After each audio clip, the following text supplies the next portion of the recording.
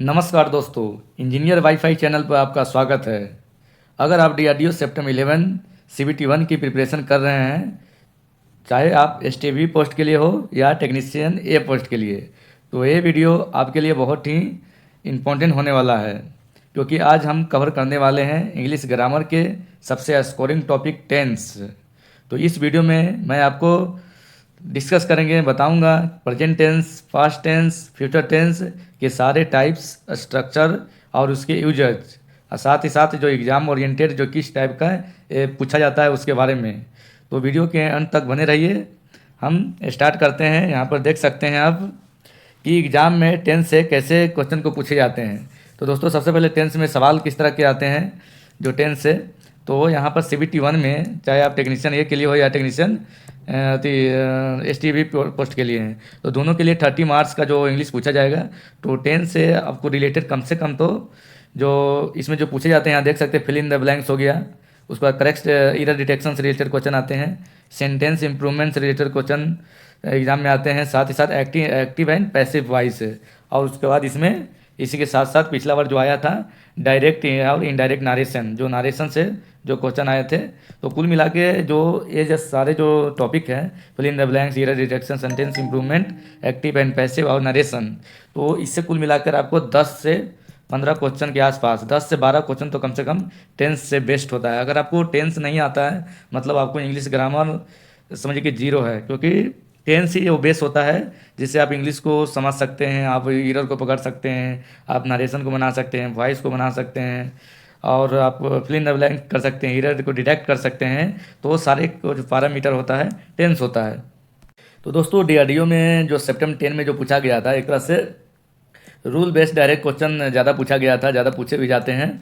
तो ग्रामर एक तरह से बहुत टफ नहीं आता है। बेसिकली बेसिक अगर आपको क्लियरिटी है, तो कहने का मतलब जो टेंस सही है, आपको जेंडर सही है, और पार्ट ऑफ स्पीच में आपको जो noun pronoun adjective adverb assessment वगैरह थोड़ा सही है, तो आपको ज़्यादा दिक्कत नहीं होता है, आप कर सकते हैं इंग्लिश, क्योंकि इंग्लिश एक तरह से बेसिक इजी टू मॉडरेट रहता है।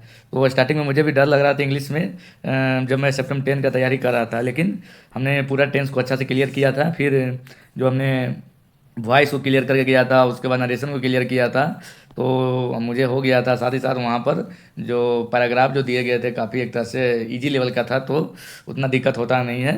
तो यहाँ पर आपको सबसे पहले है कि टेंस सबसे ज़रूरी होता है। अगर टेंस क्लियर हो गया तो आपको वॉइस आ जाएगा, बनाने आ जाएगा वॉइस, साथ ही साथ नरेशन आ जाएगा, फिल इन द ब्लैंक्स आ जाएगा, एरर डिटेक्शन हो जाएगा, सेंटेंस इंप्रूवमेंट से रिलेटेड अरेंजमेंट देता है वो भी करने आ जाएगा।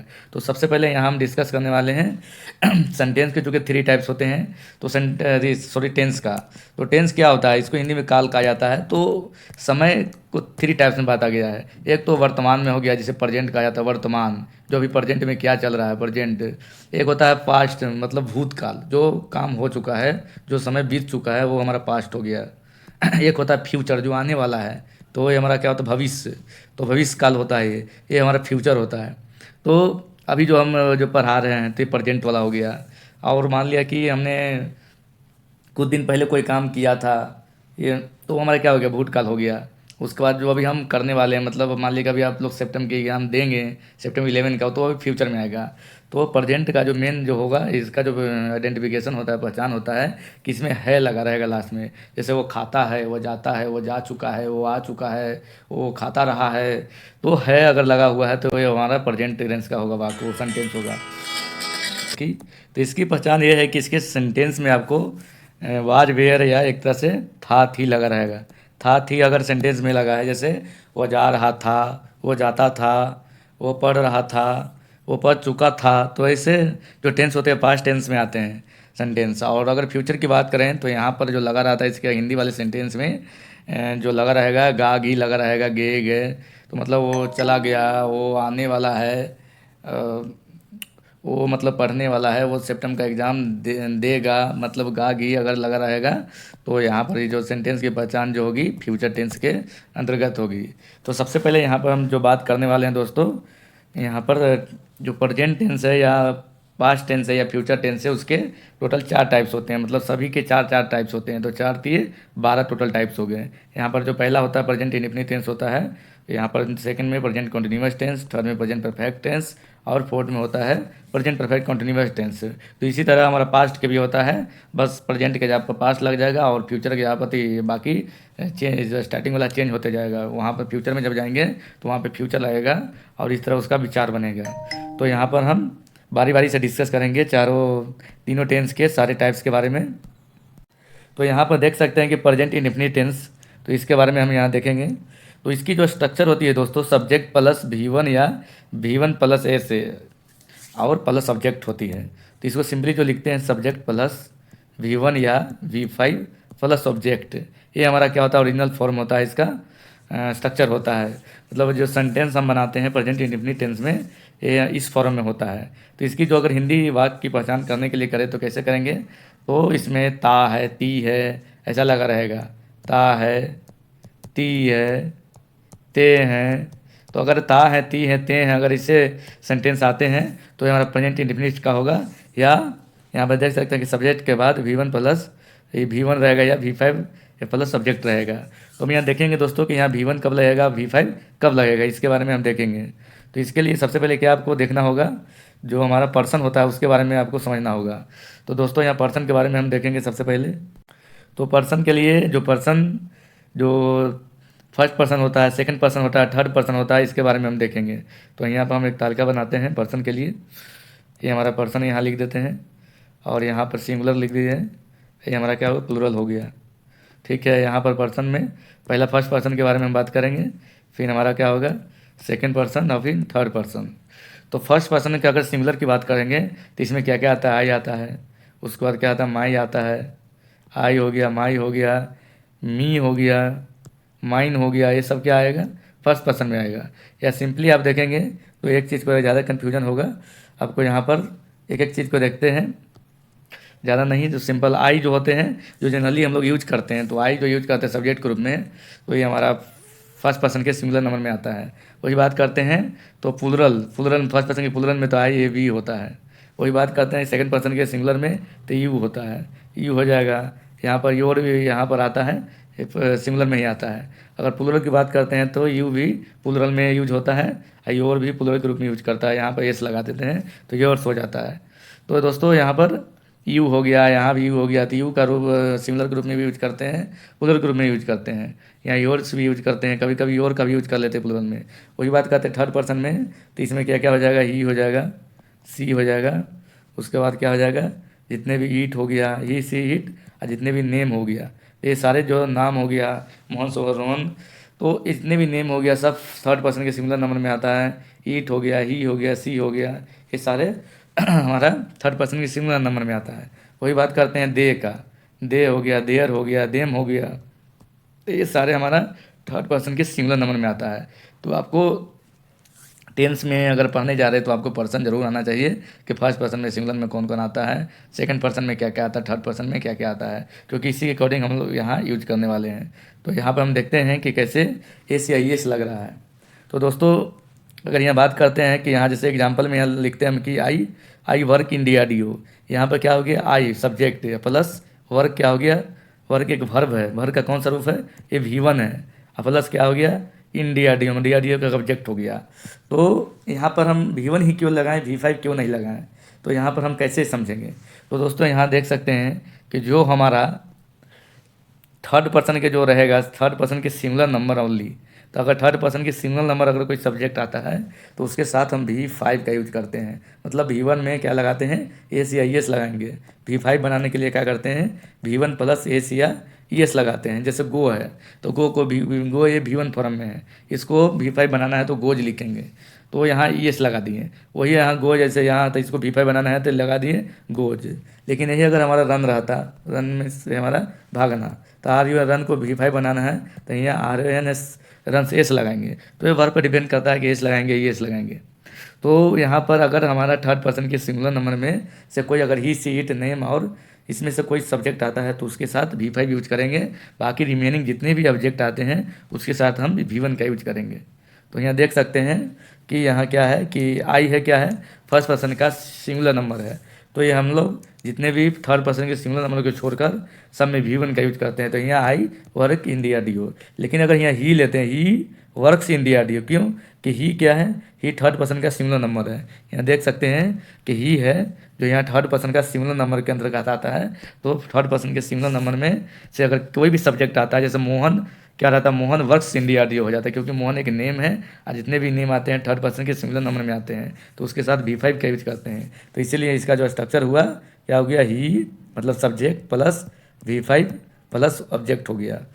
लेकिन यहाँ जैसे देखते हैं यहाँ कि he work in D R D O कभी होगा, क्यों नहीं होगा, यहाँ वर्क्स होगा। यही अगर वहाँ पर अगर आप डी आर डी ओ में क्वेश्चन आ जाता है कि आप इसमें से ईरर को डिटेक्ट कीजिए, कहाँ ईरर है, किस वर्ड में ईरर है, तो आपको यहाँ वर्क को बताना होगा कि वर्क में ईरर है, क्योंकि यहाँ वर्क नहीं वर्क्स होना चाहिए। क्यों, क्योंकि ही है जो हमारा थर्ड पर्सन के सिंगुलर नंबर है। और हमारा जो थर्ड पर्सन के सिंगुलर नंबर है उसमें हम क्या करते हैं, हम लोग V5 यूज करते हैं, बस यही है। तो अगर ये बात करते हैं ट्रिक की, अगर कैसे कोई सेंटेंस में अगर कुछ वर्ड है जैसे स्पेशल होते हैं जिससे हम पता कर सकते हैं कि ये वर्ड किसका है, प्रेजेंट इंडेफिनिट टेंस का है या पर सिंपल प्रेजेंट टेंस का है। अगर वो इसमें ऑलवेज लगा हो, डेली लगा हो, यूजुअली लगा हो या एवरी डे लगा हो, तो ये सारे सेंटेंस प्रेजेंट इंडेफिनिट टेंस का होते हैं या प्रेजेंट हमारा सिंपल प्रेजेंट टेंस का होते हैं। अगर हिंदी में इसे अगर बात करते हैं तो अगर ता है ती है, अगर लास्ट में हिंदी शब्द में ता है ती है लगा है तो इसके साथ V5 यूज होगा, बाकी सब के साथ V1 यूज करेंगे। जैसे यहाँ देख सकते हैं कि आई वर्क इन DRDO, इसका हिंदी क्या होगा, मैं DRDO में काम करता हूँ, तो हूँ आ गया, मैंने ता है ती है में से नहीं है, मतलब V1 लगेगा। वही बात करते हैं कि ही वर्क्स इन DRDO, मतलब वो DRDO में काम करता है, ता है लगा है, तो जहाँ ता है ती है वहाँ लगेगा V5। This is the Hindi का ट्रिक्स, नहीं तो आप सब्जेक्ट के अकॉर्डिंग चल सकते हैं। नेक्स्ट चलते हैं दोस्तों यहाँ पर कि प्रेजेंट कॉन्टिन्यूअस टेंस में चलते हैं। तो प्रेजेंट कॉन्टिन्यूअस क्या होता है कि कोई काम अभी चल रहा है, उसमें क्या था कि ता है ती है अगर लगा रहता है, जैसे वह जाता है, वह खाता है, वो रोता है, वो सोता है, जिसमें ता है ती है लगा रहेगा तो वो प्रेजेंट इंडेफिनिट टेंस का पहचान है, जितने भी ता है ती है से अगर इंड हो रहा है। लेकिन अगर प्रेजेंट कॉन्टिन्यूअस की बात करते हैं तो इसमें रहा है, रही है, रहे हैं, तो यहाँ रहा रही अगर लगा रहा है, रही है, अगर ऐसा अगर कुछ बात आता है जहाँ सेंटेंस रहा है, रही है, रहे हैं से इंड हो रहा है तो हमारा प्रेजेंट कॉन्टिन्यूअस टेंस का सेंटेंस होता है। इसके जो बनाने के जो स्ट्रक्चर होता है subject plus is am are plus V1 plus ING, मतलब इसका जो होता है subject plus is am are का यूज होगा, इज हो गया, एम हो गया, प्लस क्या हो गया, आर हो गया, प्लस V4। V1 में अगर ING जोड़ते हैं तो हमको क्या बनता है, वो V4 बन जाता है। तो कहने का मतलब है कि इसमें जो हम लोग प्रेजेंट कॉन्टिन्यूअस में जो वर्ब का चौथा रूप यूज करते हैं, V4 यूज करते हैं, साथ में इज एम आर लगाते हैं और सब्जेक्ट लगाते हैं। तो अगर इसमें अगर एग्जांपल की बात करते हैं कि सी इज प्रिपेयरिंग फॉर सेप्टम, मतलब क्या हुआ कि वह सेप्टम के लिए तैयारी कर रही है, she is preparing for the septum के लिए तैयारी कर रही है। तो यहाँ पर क्या है, सी क्या है, थर्ड पर्सन का सिंगुलर नंबर है, तो थर्ड पर्सन के सिंगुलर नंबर के साथ इज का प्रयोग करेंगे। तो यहाँ पर दोस्तों देख सकते हैं कि जितने भी थर्ड पर्सन के सिंगुलर नंबर है इसमें नेम आ जाएगा, किसी का ही आ जाएगा, सी आ जाएगा, तो ये सारे के साथ इज का प्रयोग करेंगे। उसके बाद जो थर्ड पर्सन का प्लुरल है इसके साथ आर का प्रयोग करेंगे, दे आर। बाकी आई के साथ एम का प्रयोग करेंगे, वी के साथ भी आर का यूज करेंगे, यू के साथ आर, यू के साथ योर के साथ आर, बाकी यहाँ पर यूज करेंगे, बाकी यहाँ आर आर आर, यहाँ बस एम का यूज करेंगे, बाकी सबके साथ ARER का यूज करेंगे। तो ये हो गया दोस्तों। तो नेक्स्ट हमारा एग्जांपल क्या है कि दे आर वर्किंग नाउ, वो क्या है, वे लोग अभी क्या है, अभी वो काम कर रहे हैं, तो काम कर रहे हैं, तो दे क्या हो गया, थर्ड पर्सन का प्लुरल है तो प्लुरल के साथ आर का यूज करते हैं। तो दे हो गया, यू हो गया, योर हो गया, वी हो गया, सारे के साथ आर का यूज करते हैं। बाकी आई के साथ एम यूज करते हैं, और जो थर्ड पर्सन का सिंगुलर नंबर जैसे ही हो गया, सी हो गया, ईट हो गया, जितने भी नाम हो गया, इस सब के साथ हम इज का यूज करते हैं। बाकी रिमेनिंग जितने भी रिमेनिंग हो गया सभी के साथ आर का यूज करते हैं। तो आप इसको याद कर सकते हैं, थर्ड पर्सन के सिंगुलर नंबर के साथ इज का प्रयोग करते हैं और आई के साथ एम का यूज करते हैं, बाकी रिमेनिंग के साथ ARER का यूज करते हैं। तो यहाँ पर हमारा यही है कि जो हमारा एग्जांपल है तो सी क्या हो गया, थर्ड पर्सन का सिंगुलर, तो इसके साथ हम लोग इज का यूज किए। तो दोस्तों इसका हिंदी में ट्रिक बताते हैं कि किसके साथ हम लोग इज का प्रयोग करेंगे। जैसे वो खा रही है या रहा है, जैसे वो खा रही है, तो रही है या रहा है तो इसके साथ इज का प्रयोग करेंगे। जनरली ईज का प्रयोग करते हैं, बाकी जनरली आर का यूज करते हैं। तो इस पर हिंदी वाला ज़्यादा इफेक्टिव है नहीं। आप इसको देख सकते हैं, दो को याद करना, आई के साथ एम लगाना है, ही से इट के एज का लगाना है, बाकी रिमेनिंग हमारा ये हो जाएगा। नेक्स्ट हम देखते हैं दोस्तों कि प्रेजेंट परफेक्ट। तो प्रेजेंट परफेक्ट वाले को देखते हैं कि इसके स्ट्रक्चर क्या होती है, इसकी पहचान क्या होती है। तो इसमें क्या है ना कि है तो प्रेजेंट अगर टेंस है तो उसमें सब में है लगेगा, लेकिन प्रेजेंट इंडेफिनिट में ता है, ती है, ते है पे यूज होता है। प्रेजेंट कंटिन्यूअस में रहा है, रही है, रहे हैं पे यूज होगा।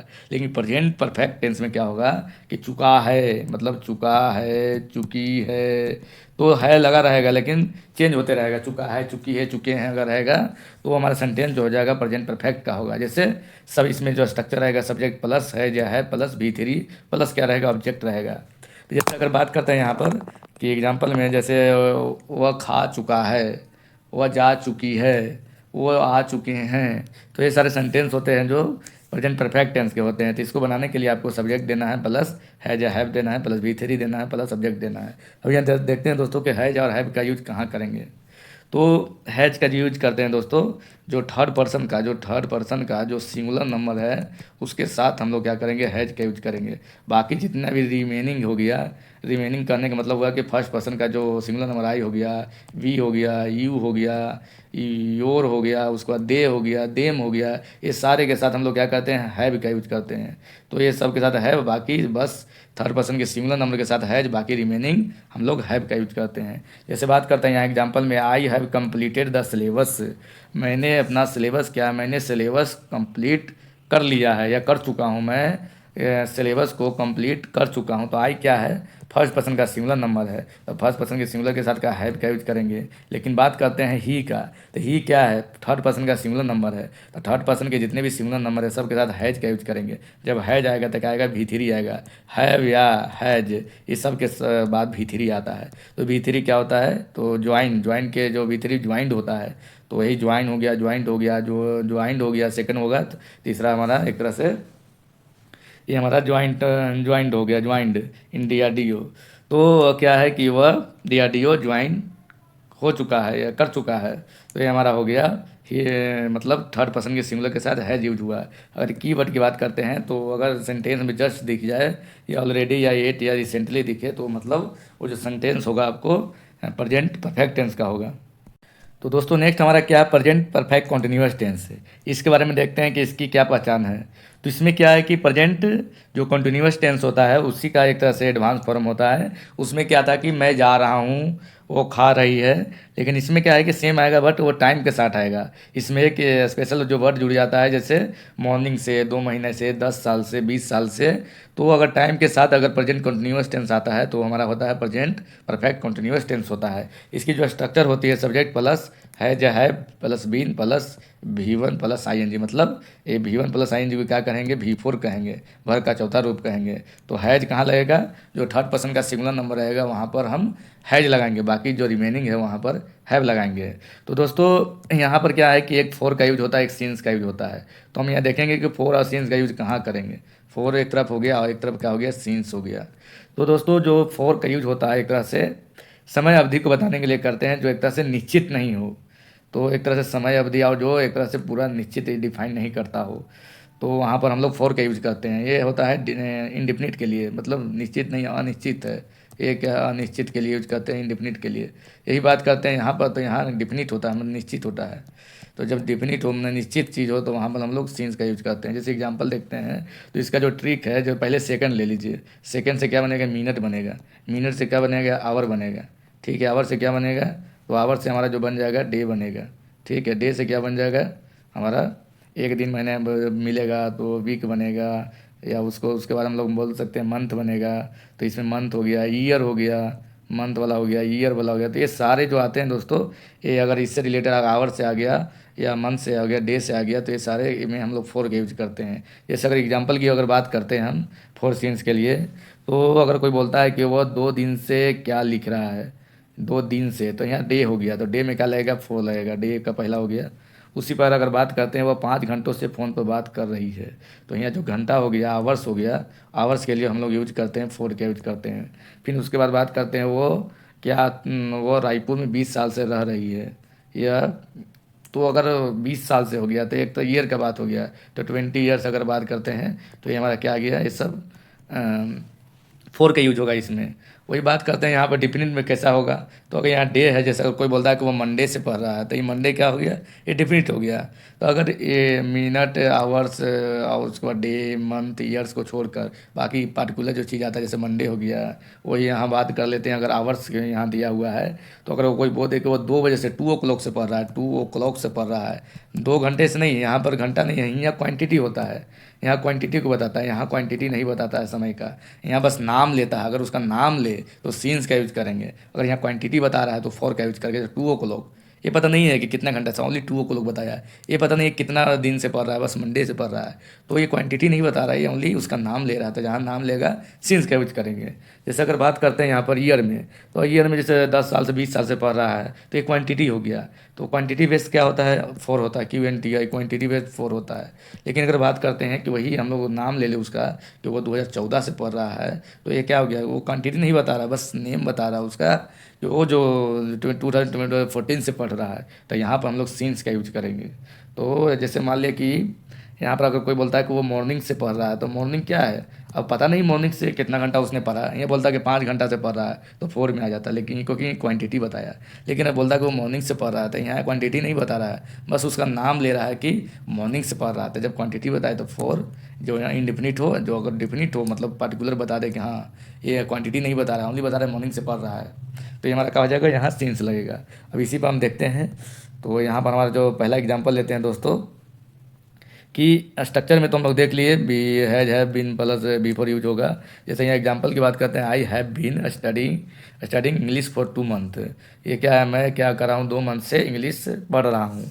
तो आई क्या है, फर्स्ट पर्सन का सिंगुलर नंबर है, तो आई के साथ जो भी है थर्ड पर्सन के सिंगुलर के साथ हैज लगाएंगे, बाकी हैव लगेगा। तो ये हैव हो गया, प्लस क्या लगेगा, बीन लगेगा। तो यहाँ बीन लग गया, प्लस स्टडिंग, मतलब वर्ब V1 में अगर हम लोग V1 प्लस ING कर लेते हैं, तो हमारा क्या बनता है, V4 बनता है। तो ये हमारा V4 हो गया, प्लस यहाँ पर यहाँ इंग्लिश पढ़ रहा है, और यहाँ फोर लगाएं। क्यों फोर लगाएं, क्योंकि इसने 2 मंथ बता दिया है, कितना मंथ का नाम लेता है, कि जनवरी से पढ़ रहा है, फरवरी से पढ़ रहा है, तो वहाँ पर हमारा सीन्स लगता है। लेकिन ये बता दिया है कि 2 महीना, मतलब क्वांटिटी बता रहा है, तो जहाँ क्वांटिटी बताएगा वहाँ फोर आएगा। बाकी क्वांटिटी का अगर नहीं बताता है, नाम लेता है, तो वहाँ सीन्स आएगा। तो ये दोस्तों हमारा था फोर सीन्स, इसमें हम लोग लगाते हैं। अब हम चलते हैं पास्ट टेंस में। तो पास्ट टेंस में हम देखते हैं कि कैसे हमारा टेंस की पहचान होता है। तो पास्ट टेंस जनरली क्या होता है, जो काम हो चुका है, मतलब वो काम पहले डन हो चुका है। जैसे वो जाता था, वो खाता था, वो आती थी, इस तरह। तो यहाँ पर देखेंगे सिंपल पास्ट टेंस के बारे में। स्ट्रक्चर की बात करते हैं तो सब्जेक्ट प्लस V2 का यूज होता है। हम लोग जो सिंपल पास्ट में यूज करते हैं, V2 का यूज करते हैं। जैसे यहाँ बात करते हैं कि I appeared in September last year, तो यहाँ जो आई क्या हो गया, सब्जेक्ट हो गया, प्लस से अपियर्ड क्या हो गया, यहाँ V2 हो गया। अपियर का जो सेकेंड फॉर्म होता है अपियर्ड होता है, तो यहाँ हमारा हो गया subject plus V2 plus object in September last year. हमने लास्ट ईयर, तो मतलब उसने लास्ट ईयर में सितंबर में अपियर हुआ था मैंने। तो यहाँ पर ये हो गया। तो सब्जेक्ट के साथ V2 का यूज करते हैं। अगर कोई सेंटेंस में दिखे तो मतलब पास्ट इंडेफिनिट टेंस का टेंस है। अगर इसकी पहचान की बात करते हैं, तो अगर सेंटेंस में स्टडे लगा हो, एगो लगा हो, लास्ट नाइट लगा हुआ है, तो ये सारे जो टेंस होते हैं, सेंटेंस होते हैं, वो हमारा पास्ट इंडेफिनिट टेंस का होता है। नेक्स्ट हम बात करेंगे यहाँ पर पास्ट कॉन्टिन्यूअस टेंस का। तो पास्ट कॉन्टिन्यूअस टेंस की बात करते हैं, इसके स्ट्रक्चर का। तो स्ट्रक्चर होता है सब्जेक्ट प्लस वाज या were plus V4, V1 plus ING लगाएंगे तो उसको कहेंगे V4। तो यहाँ पर जो अगर इसके हिंदी में बात करते हैं कैसा सेंटेंस रहेगा, तो वही हमारा प्रेजेंट में कंटिन्यूस से क्या हो रहा था, कि मैं जा रहा हूँ, वो खा रही है। तो वही यहाँ क्या हो गया, मैं जा रहा था, वो खा रही थी। रहा रही रहेगा, लेकिन था थी लगा रहेगा। जैसे यहाँ I was studying when he came, मतलब यहाँ सबसे पहले आई हमारा सब्जेक्ट हो गया। ये वाज आई के साथ क्या लगाएंगे, आई के साथ वाज लगाएंगे। बाकी हमारा जो आई हो गया, उसके बाद जितना भी थर्ड पर्सन का सिंगुलर नंबर हो गया, ही हो गया, सी हो गया, ईट हो गया, जितना भी नेम हो गया, ये सब के साथ हम लोग वाज का यूज करते हैं। बाकी रिमेनिंग जितना भी बचेगा, ये सब वेयर लगाएंगे। जैसे you were, we were, they were. तो बाकी हमारा आई और ही, सी, इट, नेम, ये सब के साथ हम लोग वाज का यूज करेंगे। बाकी रिमेनिंग हम लोग वेयर का यूज करने वाले, वेयर का यूज करेंगे रिमेनिंग के साथ। तो यहाँ जैसे देख सकते हैं कि आई है, तो आई के साथ वाज लगा दिए, प्लस ये क्या हो गया, V4 लगा दिए। तो ये हमारा बन गया आई वाज स्टडिंग, मैं क्या कर रहा हूँ, पढ़ रहा था। व्हेन ही केम, तो यहाँ क्या हो गया, ही केम, कम केम, हमारा क्या होता है, तो के में यहाँ V2 हो गया, क्योंकि ये हमारा प्रेजेंट इंडेफिनिट में चल रहा थी, सॉरी पास्ट इंडेफिनिट में चला गया, क्योंकि सब्जेक्ट प्लस V2 का हो गया पास्ट इंडेफिनिट हो गया। तो ये हमारा दोस्तों पास्ट कंटिन्यूस टेंस हो गया। नेक्स्ट हम बात करते हैं पास्ट परफेक्ट टेंस की। तो इसकी अगर पहचान की बात करते हैं, जैसे कहाँ वह जा चुका था, वो खा चुकी थी। तो अगर ऐसा चुका है चुकी है, मतलब वहाँ क्या हो रहा था, चुका है चुकी है प्रेजेंट परफेक्ट में हो रहा था। लेकिन अगर पास्ट है तो चुका था, चुकी थी, अगर ऐसा चुके थे, ऐसा अगर मिल जाए सेंटेंस में तो समझ लीजिए कि पास्ट परफेक्ट में है। जैसे अगर यहाँ बात करते हैं स्ट्रक्चर के इसकी, तो subject plus head plus V3 use करते हैं, प्लस ऑब्जेक्ट का यूज करेंगे, क्योंकि यहाँ पर हमारा जो भी है हेड आएगा, तो हेड के बाद हमेशा V3 आएगा। जैसे वहाँ पर हैज और हैव के बाद V3 आ रहा था, तो यहाँ एक ही वर्ड लगता है हेड। सब्जेक्ट कोई भी हो, पूरा पर्सन होता है, first person, second person, third person के सारे सिंगुलर और प्लूरल के साथ क्या यूज करते हैं, कीवर्ड हेड का यूज करते हैं, प्लस V3 लगाते हैं। जैसे एग्जांपल की बात करते हैं कि the train had left before I reached. जैसे यहाँ द ट्रेन क्या हो गया, सब्जेक्ट हो गया, तो सब्जेक्ट उसके बाद हम लोग क्या लगा दिए, हेड लगा दिए, और लेफ्ट तो लिव होता है, लिव का जो V3 फॉर्म होता है लेफ्ट हो गया, ठीक है। तो V3 क्या हो गया, लेफ्ट हो गया। उसके बाद बिफोर हमारा लग गया आई रिच्ड, आई रिच क्या हो गया, ये हमारा पास्ट इंडेफिनिट का हो गया, ये रिच्ड क्या हो गया, V2 हो गया। तो ये इस तरह जब सेंटेंस होती है तो इसमें एक हमारा पहचान भी होती है कि पहला अगर हमारा प्रेजेंट परफेक्ट का है या पास्ट परफेक्ट का है, तो अगर यहाँ तो ये हमारा क्या आ जाएगा, ये हमारा पास्ट परफेक्ट होता है, यहाँ पास्ट इंडेफिनिट आ जाएगा। ये हमारा पहचान जो ग्रामेटिकल एरर होती है उसको पहचानने में काफ़ी मदद करता है। तो आपको याद रखना चाहिए कि अगर हमारा पास्ट परफेक्ट का सेंटेंस कोई है तो उसके बाद जो आएगा बिफोर या, तो उसके बाद पास्ट इंडेफिनिट टेंस आएगा। अब नेक्स्ट दोस्तों यहाँ बात करते हैं पास्ट परफेक्ट कॉन्टिन्यूस टेंस का। तो इसमें क्या हो जाएगा, वही हमारा जो प्रेजेंट परफेक्ट कॉन्टिन्यूस में क्या समय के साथ आ रहा था, जो प्रेजेंट कॉन्टिन्यूस वाला, उसी तरह यहाँ जो पास्ट कॉन्टिन्यूस के साथ समय आ जाएगा, टाइम आ जाएगा, तो हमारा ये बन जाएगा पास्ट परफेक्ट कॉन्टिन्यूस बन जाएगा। जैसे यहाँ देख सकते हैं subject plus had been plus V1 plus ING मतलब V4 लगेगा। तो ये subject plus had plus been plus V4, तो इसे हमारा टेंस की पहचान है, स्ट्रक्चर है। जैसे यहाँ बात करता है कि he had been working for 5 year. अब देखिए यहाँ क्या क्वांटिटी की बात हो रही है, जहाँ क्वांटिटी के बाद होता है तो क्वांटिटी के बाद होता है मतलब फॉर का यूज होगा। क्वांटिटी नहीं बताया इसी मतलब उसका नाम ले, जैसे वो 5 ईयर मतलब मान लीजिए 2016 से कर रहा होगा तो ये हमारे सिंस लगेगा, लेकिन उसकी क्वांटिटी के नाम लिए तो 4 लगेगा। जैसे he had been working for 5 year, तो यहाँ देख सकते हैं कि ही हैड का यूज को सभी के साथ करेंगे, तो हैड हो गया, बीन हो गया, प्लस ये V4 का यूज होगा। यहाँ देख सकते हैं V4 प्लस 5 ईयर ऑब्जेक्ट हो गया। अब नेक्स्ट हम बात करते हैं यहाँ पे दोस्तों कि फ्यूचर टेंस के बारे में बात करते हैं। तो फ्यूचर टेंस में सबसे पहले क्या हो गया, फ्यूचर इंडेफिनिट टेंस हो गया। तो फ्यूचर इंडेफिनिट टेंस में हम लोग यहाँ देखते हैं कि क्या पहचान है सेंटेंस की। तो इसमें जो मैंने गा है, गी है, गे है लगा रहता है, तो ये हमारा क्या होता है, फ्यूचर टेंस होता है। तो फ्यूचर टेंस में जनरली जो यूज होता है सेल और विल का प्रयोग करते हैं। तो दो चीज़ हमारा होता है, एक होता है सेल होता है, एक हमारा क्या होता है, विल होता है। अब यहाँ देखेंगे सेल का यूज कहाँ करते हैं, विल का यूज कहाँ करते हैं। तो दोस्तों जनरली मोस्टली जो यूज करते हैं हम लोग, मोस्टली अगर बात करते हैं तो विल का यूज करते हैं मोस्टली, लेकिन कहीं कहीं केस में हम लोग स्पेशल केस में हम लोग सेल का और विल का प्रयोग करते हैं। जैसे यहाँ जैसे जनरली हम लोग बात करें तो यहाँ पर देखते हैं कि जो सेल का यूज करते हैं आई के लिए और वी के लिए जनरली यूज करते हैं सेल का। बाकी जितने भी रिमेनिंग हमारा हो गया, रिमेनिंग मतलब क्या आ जाएगा, अगर रिमेनिंग की बात करते हैं तो यू हो गया हमारा, उसके बाद ही हो गया, सी हो गया, उसके बाद ईट हो गया, नेम हो गया, जितना भी नाम हो गया, उसके बाद दे हो गया। तो ये सारे के साथ हम लोग विल का प्रयोग जनरली करते हैं आई वी के साथ सेल। लेकिन जब स्पेशल केस आती है, यहाँ पर देखते हैं कि स्पेशल क्या केस आता है, तो स्पेशल केस के बारे में हम बात करेंगे। तो दोस्तों यहाँ पर हम देखेंगे कि जो सेल जो होता है, अगर आई के साथ विल लगाते हैं तो क्या इफेक्ट पड़ता है।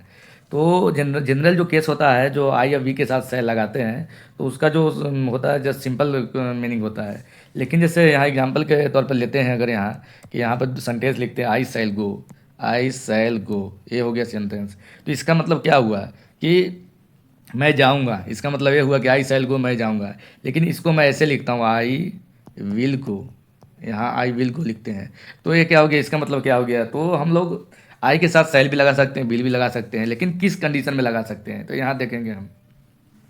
तो ये तो सिंपल हो गया कि आई सेल में गो मतलब मैं जाऊंगा। लेकिन अगर आई विल गो लगाते हैं, इसका मतलब ये हुआ कि मैं अवश्य जाऊंगा। मतलब जो अगर 100% श्योरिटी से अगर वर्क कराना है तो वहाँ पर चेंज हो जाता है दोस्तों। जैसे यहाँ अगर लगाते हैं यहाँ पर जैसे क्या है, जनरली सेल यूज करते हैं आई के साथ, लेकिन जैसे ही विल लगा दिए मतलब वो श्योरिटी की बात कर रहा है 100%, तो यहाँ पर उसके उल्टा लगाएंगे तो 100% वाला हो जाएगा। जैसे अगर यहाँ बात करते हैं दोस्तों, यहाँ पर नेक्स्ट जो हम एग्जाम्पल लेते हैं, यहाँ पे वी के रूप में लेते हैं वी। वी जनरली क्या लगाएंगे, सेल लगाएंगे, वी सेल रन। ये पहला हमारा सेंटेंस हो गया। तो इसका मतलब क्या हुआ कि हम लोग क्या है कि भागेंगे, इसका मतलब ये हुआ है। लेकिन यहाँ पर हम ये लिखते हैं वी विल रन। मतलब इसका हो गया ये कि ये श्योरिटी बता रहा है, क्योंकि जनरली वी के साथ सेल लगाते हैं, लेकिन जैसे ही विल लगा दिए मतलब 100% श्योरिटी बता रहा है कि वो अवश्य भागेगा। We will run, we will run, वो अवश्य भागेगा। तो दोस्तों जहाँ भी उल्टा लगा रहा है तो वहाँ मतलब वो अवश्य की बात करेगा। जैसे ही के साथ लगाते ही वी, यहाँ जनरली क्या लगाते हैं, ही के साथ विल लगाते हैं, ही विल गो, वह जाएगा। लेकिन यही लगाएगा कि सैल ही सैल गो, तो मतलब वो अवश्य जाएगा। तो ये हमारा क्या होता है, सिक्योरिटी के अगर बात करते हैं 100%, तो वहाँ पर चेंज करके लगाते हैं। तो ये दोस्तों था हमारा सैल और विल का कंसेप्ट। अब यहाँ पर देखते हैं हम कि जो प्रेजेंट जो परफेक्ट प्रेजेंट इंडेफिनिट से स्टार्ट करेंगे यहाँ सबसे पहले कि क्या स्ट्रक्चर होती है।